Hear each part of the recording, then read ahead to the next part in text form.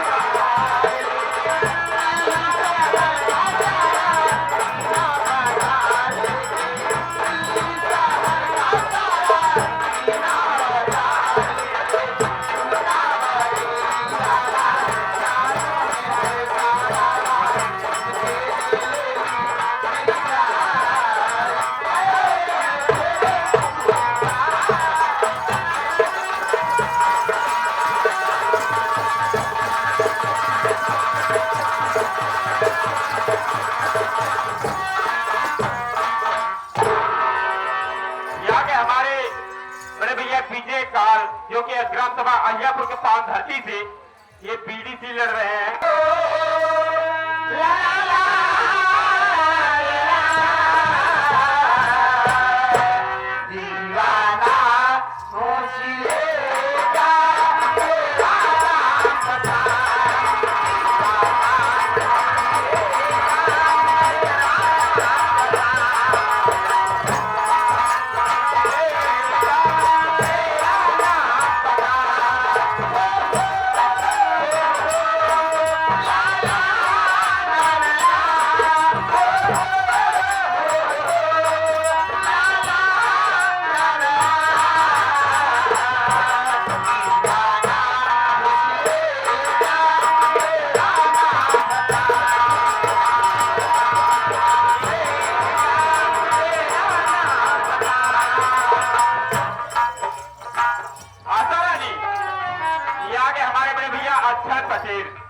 अक्षर पटेल इसको सैनिटाइजर के मालिक 11 रुपए का पुरस्कार करते हैं। भैया नमस्ते प्रणाम बा।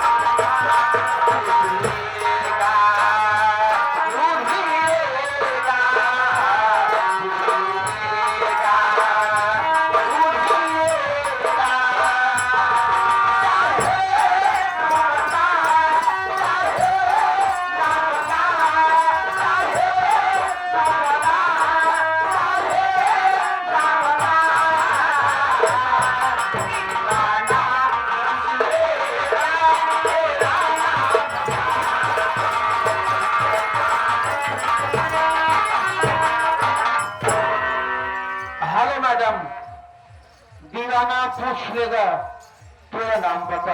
जी हाँ। आप आपको चाहने वाले आपको चाहने वाले आ गए हमारे माननीय कितना चाहत है जितना तू चाहबो तुमसे दुगुना चाहिए। हम तो 4 गुना चाहिए थी। यारे परम आदरणीय हमारे भाई राजनाथ भाटिया और रमाशंकर पटेल दोनों भैया ने मिलकर के 23 रुपए का पुरस्कार दिए।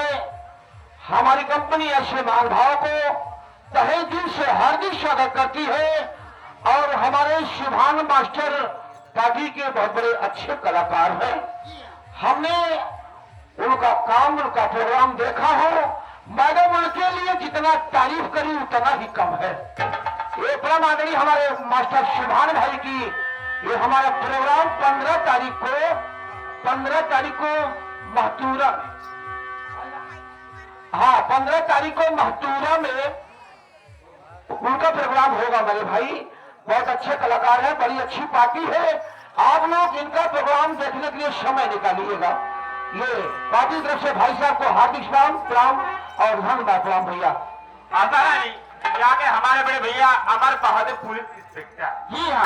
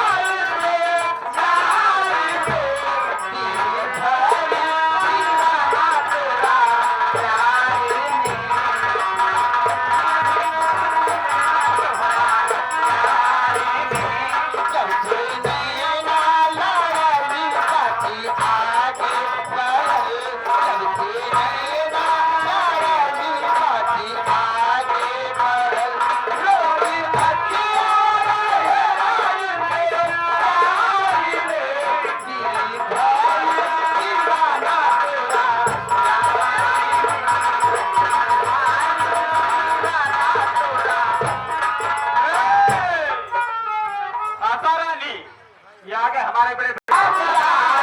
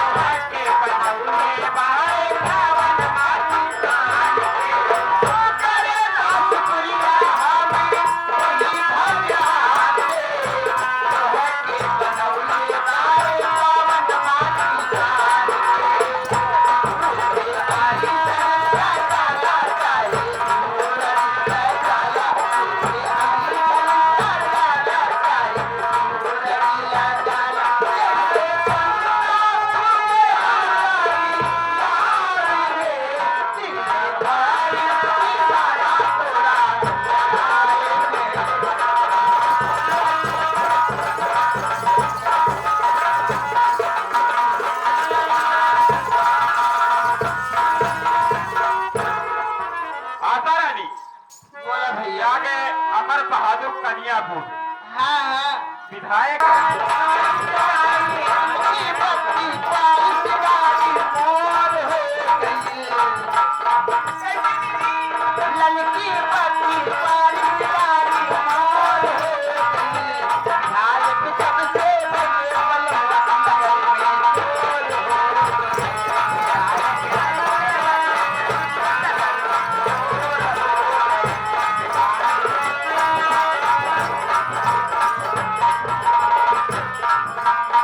पैसा के अब कवन कनीबा पहले खानी पैसा के अब कवन कनीबा पहले खानी पैया पे हसर रहल आके करी सलामी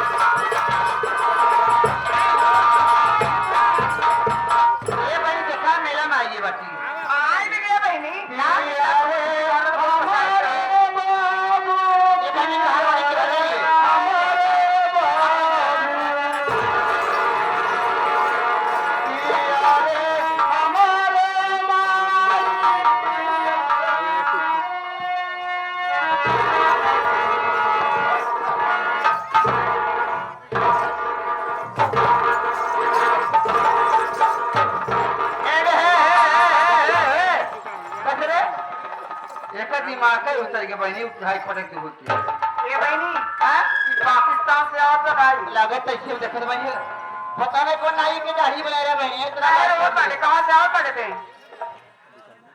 हम चीन के आवत है चीन से आवत है ये भाई चीन वाला आदमी है क्या बहनी हेला रे आवत है कि चीन से आवत है एक के मार के भगाओ ये कोरोना फैलाए रहा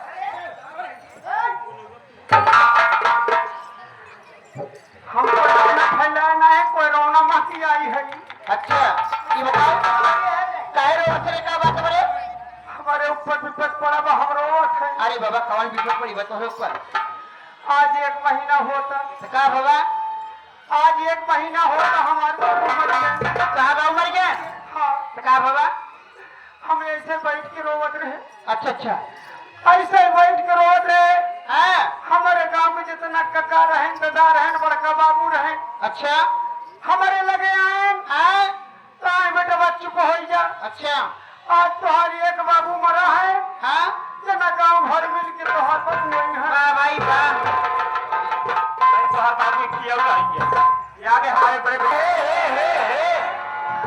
तोरे माई का है तोरे माई का भवा 2 महीना बीतत हां हमार माँ मरी तुहार माओ मर गए हाँ, मुसीबत पहाड़ दिए करे को भैया तो ऐसे बैठ के रोवत रहे हमारे गांव के जितना काकी रहीन दादी रहीन बड़की माई रहीन अच्छा हमारे लगे आए हां कहाँ बेटा बात चुप हो जा अच्छा काहे ना आज तुम्हारी एक माई मरी है हां तो गांव भर मिल के जना तुहार माया है अरे बाबा हम तो भगवान से मना हुए कि किसी तोरे गांव व्यक्ति है हर गांव व्यक्ति रहा उनका सब बात सुना हमारी आत्मा की शांति हो। काहे न बाबा उसके बाद क्या हुआ? बीतत बीतत 3 महीने बाद क्या हुआ? अरे हमारे रानिया की अरे हमारे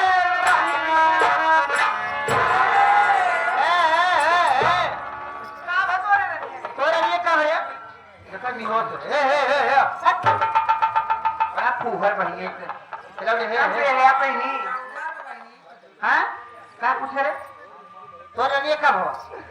3 महीना बीतत बीतत हां हमार मेहर वो मर तो आज दुल्हन मर गए हाँ ये बहने के मुझे मुसीबत के पहाड़ गिर गए बहनी ये रहने का हो बड़ा मुसीबत पहाड़ गिरा हो हां हे चादनी ना गिरना ये चला जाते हो बहुत बड़े खाई रहू क्यों रात बहनी का भरे हम यही सोच रो थे का हमें दुख नहीं हुआ हां जब हमार बाबू मर गए अच्छा गांव भर मिल के हमार बाबू बन गए सही है हाई हमें दुख नहीं हुआ हां हमार माई मर गई पूरे गांव माई बन गई तो गांव भर मिल के हमार माई बन गई काहे दुख हमें याद होता दुख हमें याद होता आज जब हमार मेहरारू मर गई तो हमारे गांव को कौन भौजाई गुजरी हमारे लगे नहीं आई काय चुप हो जा बाबूलाल तेरा हम बहुत घर